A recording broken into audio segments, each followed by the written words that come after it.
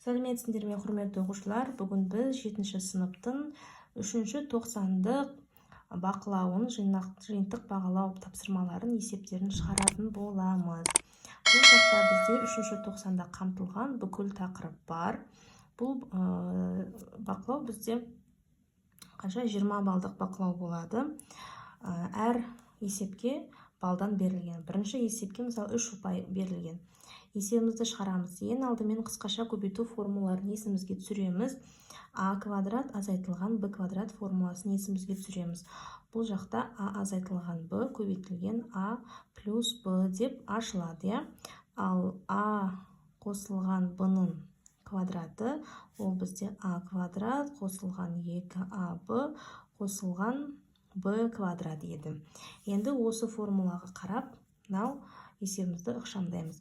Яғни 47-ның квадраты азайтылған 3-тің квадраты, ол бізде 47 азайтылған 3, 47 қосылған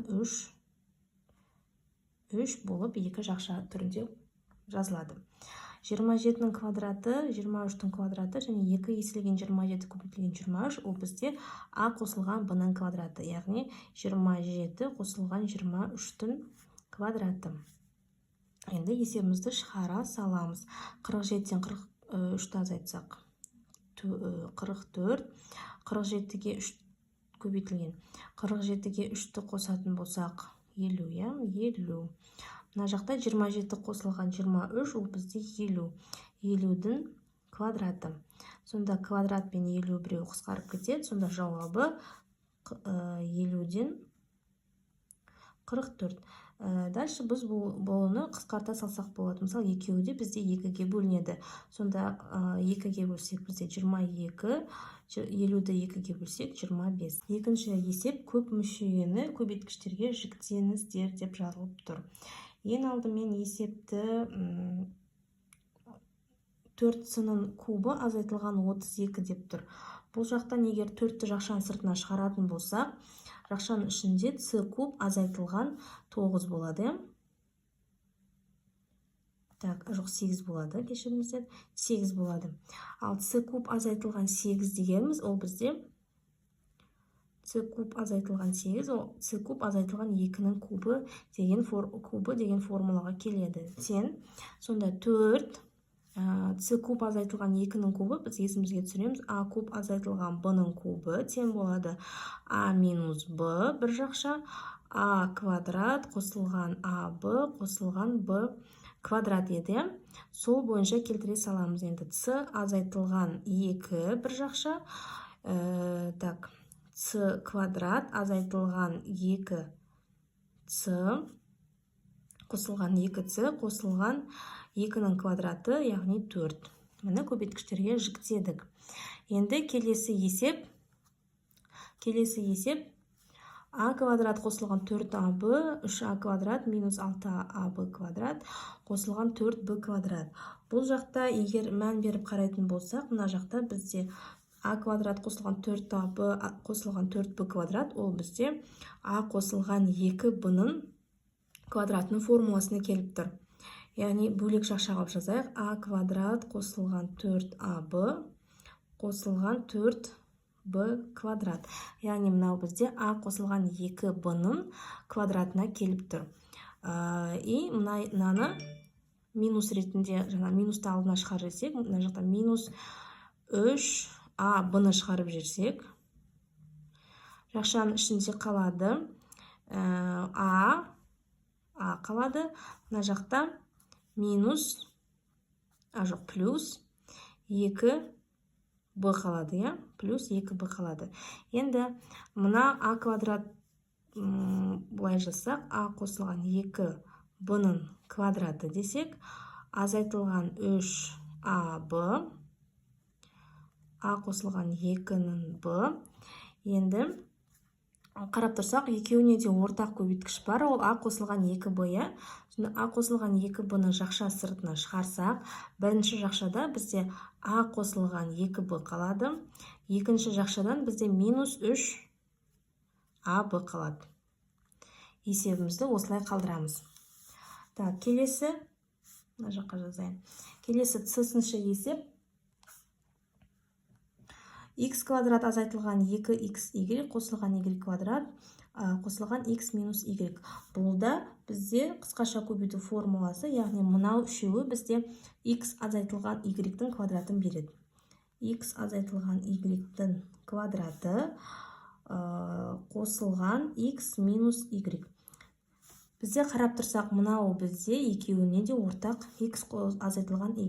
Сонда x азайтылған y-ті жақшаның сыртына шығарсақ, жақшаның ішінде x азайтылған y қосылған 1 қалады. Өйткені мынаны жақшаның алдында бізде 1. Келесі үшінші есеп, 4 ұпайлық есеп, өрнекті ықшамдаңыз дейді. Және де екіншісі x-тен минус 2 болғанда мәні минус 4-ке тең болатынын көрсетіңіз деп жазылып тұр. Енді өрнегімізді ықшамдағанда, яғни біз мына жақта қысқаша көбейту формуласына келіп, жақшамызды ашатын боламыз. Бізде мына бірінші формула а азайтылған b-ның квадратының формуласы, соны есімізге түсіріп, жақшамызды ашайық. 3x-тің квадраты азайтылған 2 еселенген 3x көбейтілген 8 қосылған 8-дің квадраты, яғни 64. Енді екінші жақшамызды дәл осылай ашамыз. Ол бізде а минус b, а плюс b-ның формуласы, яғни а квадрат минус b квадрат. Сонда 4x-тің квадраты азайтылған 8-дің квадраты қосылған 100x тең. 3x-тің квадраты бізде 9x квадрат азайтылған 6-ға 8-ді көбейтсек 48x қосылған 64 қосылған 16x квадрат азайтылған 64 қосылған 100x. 64 пен 64 қысқарып кетеді. Сонда 9x квадратқа 16x квадратты қосақ 25x квадрат минус 48x плюс 100x ол бізде плюс 52x болады. Енді келесі x-тің орнына минус 2-ні қоямыз, жауабы минус 4 болу керек. Қойып көреге. 25 көбейтілген минус 2-ның квадраты қосылған 52 көбейтілген минус 2. 2-ның квадраты 4, 100-ді 4-ке көбейтсек, 25 4-ке көбейтсек 100. Қосылған 52-ні 2-ге көбейтсек 104. 104 алдындағы минусмен минус 104 болады. Сонда 100-ден 104-ті азайтсақ минус 4 екен. Яғни есебіміз дәлелденді. Енді соңғы тапсырма. Екі тізбектелген санның квадраттарының айырмасы мен келесі тізбектелген сандардың квадраттарының айырмаларының қосындысы 26-ға тең. Бұл есепті оқығанда шошып кетпеңіздер. Бірінші жаңа есептердің суретін сызып алайық. Яғни тізбектелген сан дегеніміз n қосылған 1, n қосылған 2, n қосылған 3. Мысалы 25 деген санды алатын болсақ, келесі сан 25 қосылған 1, одан кейінгі сан 25 қосылған 2, одан кейінгі сан 25 қосылған 3 деп тұр. Енді айтады, екі тізбектелген санның квадраттарының айырмасы, яғни мынау санның квадратының, мынау санның квадратының айырмасы, және де келесі тізбектелген сандардың квадраттарының айырмалары, яғни мынаның квадраты мен мынаның квадраттарының айырмасының және бір-біріне қосқандағы 26-ға тең. Яғни есебімізді шығарайық. Сонда n қосылған 1-дің квадраты азайтылған n-ның квадраты қосылған n қосылған 3-тің квадраты азайтылған n қосылған 2-нің квадраты. Бір жақша тең 26-ға тең екен. Енді жақшаны ашамыз.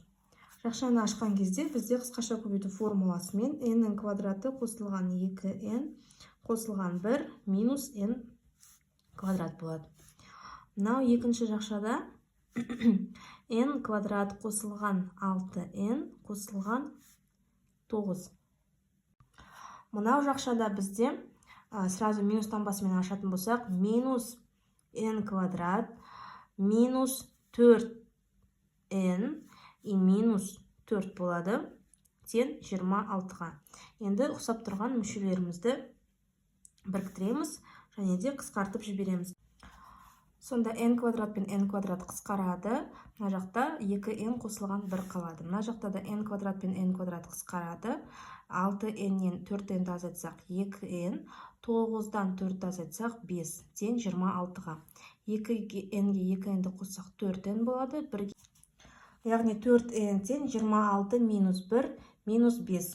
4n тең 20-ға тең. Сонда n-іміз 5-ге тең болады. 20-ны 4-ке бөлсек, келесі санымыз 6-ға тең, одан кейінгі санымыз 7, одан кейінгі санымыз 8-ге тең.